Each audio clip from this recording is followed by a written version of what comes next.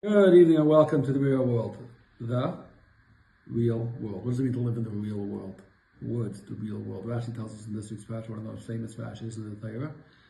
Rabbi Shlomo Volba would say that these words in Rashi are the side of the foundation of what it means to have midas, to really be in touch with other people. Rashi got a little bigger by Yadis of Laisam. He saw what Klal Yisrael was doing. So Rashi, Nasan Einav, the Libre, B'yais Meitzalei. He gave his eyes and his heart to feel for them, to empathize, to sympathize, to care. Now, what does it mean, Nasan Einav Liber? He saw and he felt. He had to give his eyes and his heart, and all the blind must point out that what it means is, everybody walk by Rahman al-San and something scary is happening. You see Hatzala working on something, you say, hey, and you really get a pain. You feel very bad about it, and you're concerned, and you daven. Your eyes and your heart took it in. But you didn't give your eyes and your heart, that means you saw it, and then you moved on. Nasan Einav means I'm investing myself in really caring. I once heard from Rabbi Lapiansky to something painful. He said that he was a neighbor when he was a younger man with Ben Zion Brook, the Yeshiva in Nevada, so I think his first name was Ben Zion. An older person, and Brook, this Yeshiva in Nevada in Yerushalayim, lost his wife, Rahman al-Islam. A few weeks after he lost his wife, he met Rabbi Lapiansky, and he said, I lost my wife. So Rabbi said, yeah, I know the Yeshiva. I was there, I was by the Shiva, I was involved, they were neighbors. Of course, I know that the Shiva lost his wife. He says, no.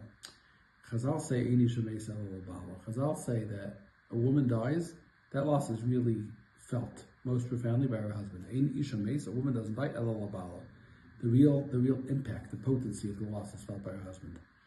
So Brooke said, who's Chazal talking to? Me? I know that my wife died, and I know the pain of loss. They're talking to you. You have to feel it. Every time you see me, you need to be feeling he lost his wife. Someone told me, a friend of mine told me at the Heintige Square, the new square, that there was a Yid over there. Unfortunately, Yid that new square didn't have anything. Rahman al didn't have any family. All he had was cigarettes.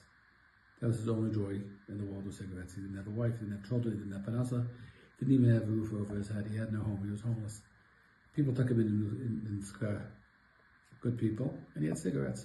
One day was the Eitzratz and people were going in. It was maybe a yard site, it was a special day. And people were asking special bakashas from the Rebbe. This Yid asked the old Gabbai, the legendary Gabbai, Shayach, he asked him, please ask the Rebbe on my behalf. He said his name. He said, I'm asking for a bakasha from the Rebbe. My request is that whenever I need a cigarette, people should have it. It was already in the old days, you could snort cigarettes with people. But then the Surgeon General's warning, it got expensive. Everybody found out how unhealthy it is. They became harder and harder to get cigarettes.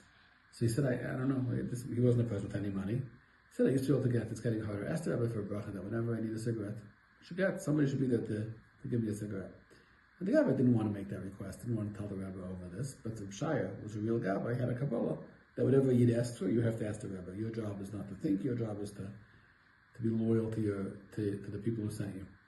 So before he closed up, he told the Rebbe, the seed, Ramesha asked that, he laughed that whenever he needs a cigarette, he should have it. And this guy, Rabbi Shlita, looked at him and said, I don't understand you. Yaakov came in about his mortgage, that you understand. Chaim came in for shidduch for his daughter, that you understand. Avram came in about nachas from his son, that you understand. Moshe only has cigarettes. He doesn't have a wife, he doesn't have children, he doesn't have a house, he doesn't have a mortgage. Everything is his cigarettes. That's his life. So why is that less important than anybody else's? That's what we Nasan Einav the Liber is Meitzalem. Not only to intellectually understand what another person's going through, but to put your heart into being able to perceive the reality the way they do it. It's the aside of Moshe Rabbeinu's leadership. And until this day, it's what guides us and shapes us in Beinan Machavere and in how to affect the Gula of other people.